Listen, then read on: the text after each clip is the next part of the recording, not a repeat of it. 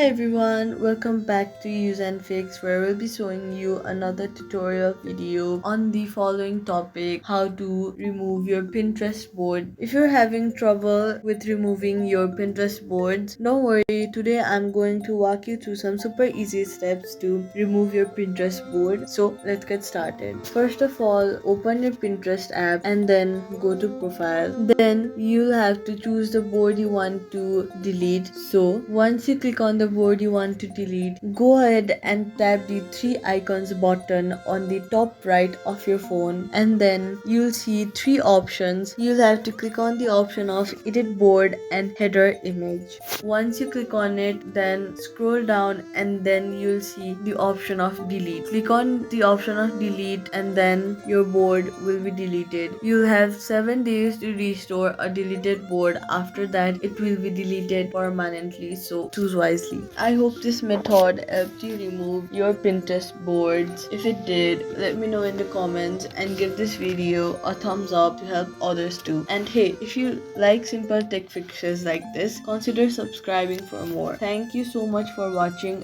and I'll see you in the next one.